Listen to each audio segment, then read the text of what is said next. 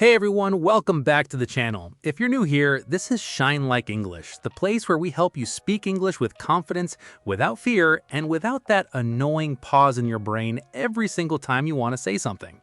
And I'm so excited about today's topic because honestly, this is the one thing that stops most English learners from becoming fluent. It's not grammar, it's not vocabulary, it's something happening inside your head that you probably don't even notice. Exactly. Today's topic is stop translating in your head. Think directly in English. And trust me, by the end of this episode, you're going to understand exactly why you feel slow, why you freeze up in conversations, and most importantly, how to fix it. So grab your earphones, get comfortable, because this episode is packed with real techniques, real examples, and honestly, a few personal stories too. Let's shine today, guys. Let's get into it. Okay, let me paint a picture for you. Imagine this. You're in an interview. The interviewer asks you a simple question. Tell me about yourself. Easy question, right? Should be easy, but what actually happens? What happens is your brain starts working overtime. First, you think of the answer in your native language. Then you start translating each word into English.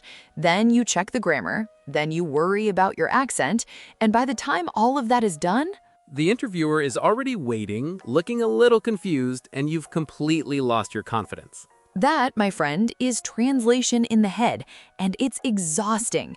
It's like your brain is running two programs at the same time, and both programs are fighting for the same space. It's such a common experience. I've felt it. Most of our subscribers have felt it. You know the language, you know the words, but somehow when you need to speak fast, everything just collapses. And here's the scary part. This habit doesn't just slow you down, it actually makes your English sound unnatural because you end up creating sentences that are grammatically translated from your native language, not naturally formed in English. So today, we're going to break this habit completely, piece by piece. Let's start with the basics. What do we even mean by thinking in English? Great question. Thinking in English means that when you see an object or feel an emotion or want to express an idea, the English word or sentence comes to your mind directly, without your native language stepping in as the middleman. Think of your brain like a restaurant kitchen. When you translate, it's like the waiter takes your order in one language, runs to the kitchen, translates it for the chef, waits for the chef to cook, translates the dish back, and then serves it to you. So slow, so many steps. But when you think directly in English, it's like the chef is standing right there, hears your order directly, and starts cooking immediately. No translation step, no waiter running back and forth. That's such a good comparison. And this is exactly the skill that separates fluent speakers from students who know English but can't speak English. Right, because there's a huge difference between knowledge and access. You might know 2,000 English words, but if you can't access them quickly while speaking, that knowledge is useless in a real conversation. Thinking in English is basically training your brain to access language faster, more naturally, and with less mental effort. Now let's talk about why this habit even develops in the first place, because understanding the why makes it so much easier to fix. The number one reason is how most of us were taught English in school. Be honest, how did your English classes work? Oh, I remember this clearly. The teacher gives an English word and then immediately gives the meaning in our native language. Every single word came with a translation attached. Exactly. So from childhood, our brain learned this pattern. English word equals native language word. It's like we built a permanent bridge between the two languages, and every time we want to use English, we're forced to cross that bridge first. The second reason is fear. When we're nervous or scared of making mistakes, our brain automatically goes back to the safest, most comfortable path, which is our native language. So we think the sentence fully formed in our native language, and then we try to convert it. The third reason, and this one is very underrated, is lack of exposure. If you're not surrounded by English regularly, your brain simply doesn't have enough direct English data to think with, so it borrows from the language it has the most data in, your mother tongue. And the fourth reason is grammar obsession. A lot of learners are so focused on getting the grammar perfectly correct that they build the sentence in their head first, check the grammar rules, and then only speak. This process almost always goes through translation. So to summarize, translation habit comes from 1. How we were taught, 2. Fear of mistakes, 3. Low exposure, 4. Over focus on grammar perfection. Once you know these 4 causes, you can attack each one directly, and that's exactly what we're going to do next. Before we jump into solutions, let's quickly understand the real damage this habit causes, because once you see the cost clearly, you'll be more motivated to change it. Problem number 1. Speed. Translation takes time. Every single sentence takes an extra few seconds because of that back and forth conversion process. In a fast conversation, those seconds add up and you fall behind. Problem number 2, unnatural sentence structure. Every language has its own sentence pattern. When you translate word for word, you often create sentences that are grammatically odd or that a native speaker would never actually say. Problem number 3, mental fatigue. Translating constantly is tiring. Your brain is doing double work. This is why after a long English conversation, so many learners feel completely drained. Problem number 4, loss of confidence. When you keep pausing, searching for words, and feeling slow, it chips away at your self-belief. You start avoiding English conversations altogether, which only makes the problem worse over time. And problem number 5, this is a big one, limited emotional expression. Some feelings and expressions simply don't translate directly. When you rely on translation, you lose the ability to express nuance, humor, sarcasm, or emotion the way a native speaker naturally would. So this isn't just a small inconvenience. Translating in your head genuinely blocks your growth in speaking, listening, and even your confidence as a person.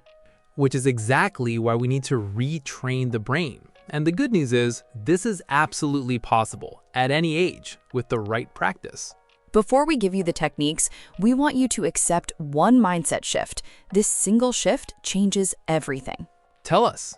Stop trying to be correct first. Start trying to be direct first. Most learners chase perfect grammar before they even open their mouth, but thinking in English is built through direct connection, not through translation and correction. That's powerful. So basically, connect the English word straight to the meaning or the feeling, not to your native language word. Exactly. When you see a cup of coffee, don't think of your native word for coffee and then translate it. Just associate coffee directly with the image, the smell, the feeling of holding that warm cup. It's association over translation. Got it. Now let's get into the actual techniques, because I know our audience is ready for the practical part. The first technique is something we call the labeling method. This is perfect for absolute beginners of this skill. How does it work? Simple. Look around your room right now. Instead of thinking of the native word for chair, window, light, just say the English word directly while looking at the object. Do this for 10 minutes a day. So you're building a direct visual to English connection, bypassing the translation bridge completely. Exactly. Over time, your brain stops needing the middleman. When you see a chair, chair comes to mind first, not your native word. Technique number 2, thinking out loud. This one changed my own speaking journey personally. Tell us more. Throughout your day, describe your actions in English, quietly or in your mind. I am making tea. I am walking to the bus stop. I am feeling a bit tired today. You're narrating your own life in English. This is brilliant because it forces your brain to form English sentences about things you already know well, your own daily life. There's no translation needed because you're creating the thought in English from the very start. Start with simple present tense actions, then slowly add opinions, feelings, and plans. I think this tea needs more sugar. I hope today goes well. Technique 3 is for when you're mid-conversation and you feel yourself slipping into translation mode. This happens to everyone, even advanced learners. Right. The trick is, the moment you notice yourself translating, pause for 1 second and instead of finishing that translated sentence, rephrase using simpler English words that come to you naturally. So instead of struggling to translate a complicated word, just simplify. If you don't know how to say something perfectly, describe it in easier words. Exactly. Fluency isn't about using big, perfect words. It's about keeping the conversation flowing. A fluent speaker with simple words beats a hesitant speaker searching for the perfect translation. Technique 4 is about your daily input, what you watch, read, and listen to. This is huge. If 90% of your daily input is in your native language, of course your brain defaults to thinking in that language. So the fix is simple but powerful. Switch your phone language to English. Watch shows with English subtitles instead of dubbing. Listen to English podcasts, just like this one, during your commute. The more your brain is bathed in English, the more natural material it has to think with directly, without needing your native language as a reference point. And here's a bonus tip. Don't just consume passively. After watching or listening, try to summarize what you understood in English, either out loud or in your notebook. Technique 5 is a slightly more advanced concept, thinking in chunks instead of single words. What do you mean by chunks? Native speakers don't think word by word. They think in ready-made phrases, things like, by the way, as soon as possible, I couldn't agree more, let me get back to you. These are chunks, fixed groups of words that go together. So instead of translating word by word and assembling grammar, you just plug in a chunk you've already memorized. Exactly. This is actually how fluent speakers sound so smooth. They're not building every sentence from scratch. They're using stored chunks and connecting them naturally. So our advice, every day learn 3 to 5 useful English chunks and practice using them in your own sentences, not just memorizing them as a list. Technique 6 is one of our favorites, mirror talk. Oh, I love this one. Explain it to our audience. Stand in front of a mirror for 5 minutes daily and talk to yourself in English about anything. Your day, your goals, your opinions on a random topic. No native language allowed, even if you make mistakes. The mirror creates a safe, private space. There's no judgment, no listener, no pressure. So your brain relaxes, and relaxed brains think faster and more naturally. And because you're forced to keep talking without stopping, you naturally start reaching for direct English expressions instead of pausing to translate. This is such a low-effort, high-impact habit. 5 minutes a day, and the results compound over weeks. Our final technique is about how you handle mistakes. This connects back to that mindset shift we talked about earlier. Right. Many learners try to correct their grammar before they speak. That's pre-correction, and it forces translation. Instead, practice immediate correction. Speak first, notice the mistake after, and quietly correct it in your head or out loud. So the sequence changes from think, translate, correct, then speak, to speak, notice, correct, continue. Exactly. This keeps your speaking speed close to natural conversation speed, and over time, your first attempt becomes more and more accurate anyway, because you're training real-time production instead of over-planned translation. Before we move to the practice exercises, let's share a quick story, because I think it'll really connect with a lot of you listening. Go ahead. I remember working with a student, let's just call her Priya, who was incredibly intelligent, knew thousands of English words, could write beautifully. But in speaking, she would freeze constantly. Every sentence had this long pause before it came out. Classic translation habit.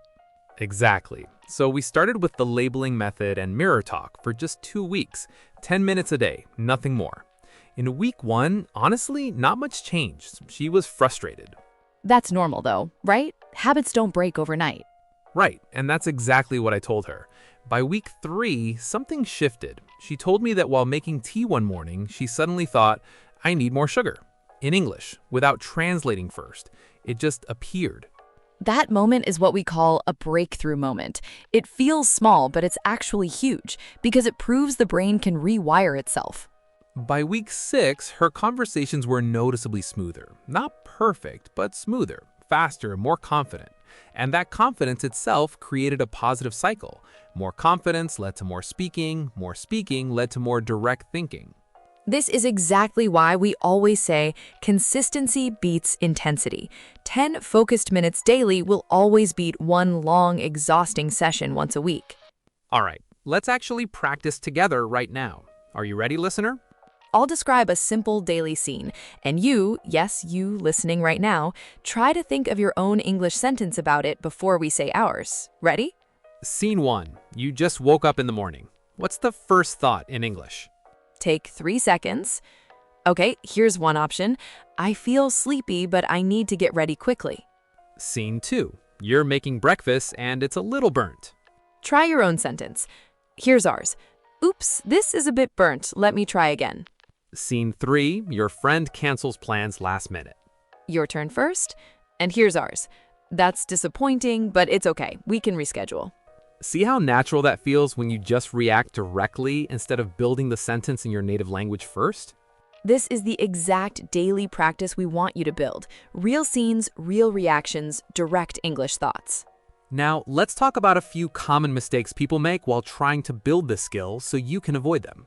Mistake 1. Trying to do too much too soon. Don't try to think entirely in English for 8 hours on day 1. Start with small chunks of time and slowly increase. Mistake 2. Giving up after a slow week. As we saw in Prio's story, week 1 and 2 often feel like nothing is changing. That's normal. The brain needs repetition before results show. Mistake 3. Focusing only on vocabulary and ignoring chunks and phrases. Remember, fluency comes from ready-made chunks, not just individual words. Mistake 4. Avoiding speaking because of fear of mistakes. Mistakes are actually part of the training process. Every mistake you notice and correct strengthens the direct thinking pathway in your brain. And mistake 5. Inconsistent practice.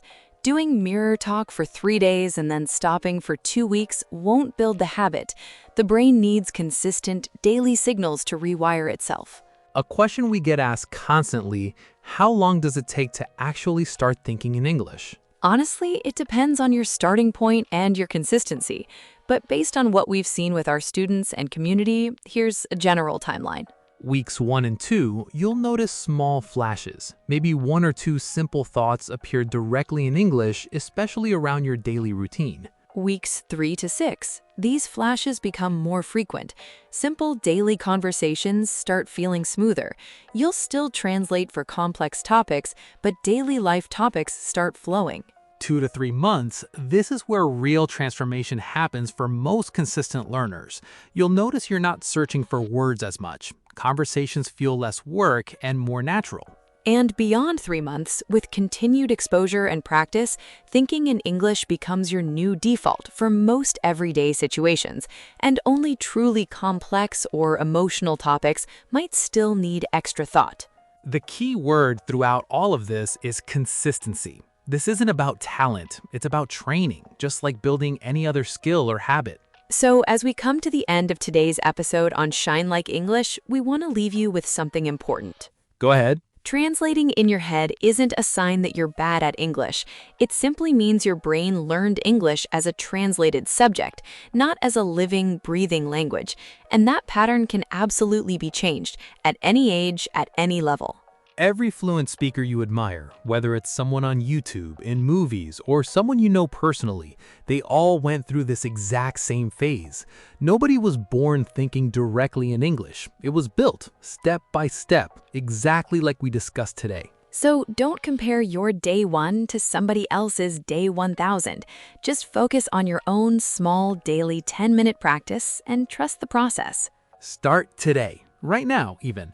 Look around you and label 3 things in English. That's it. That's your first step. All right, everyone, that brings us to the end of today's episode on Shine Like English. If this episode helped you understand your own English journey a little bit better, please hit that like button. And if you're not subscribed yet, subscribe to our channel so you never miss an episode. We drop new episodes regularly, packed with practical techniques just like today's, to help you speak English more naturally and more confidently. Also, drop a comment below and tell us which technique are you going to try first, the labeling method, mirror talk, or think out loud. We genuinely read every comment and we'd love to hear from you. Share this episode with a friend who's also learning English.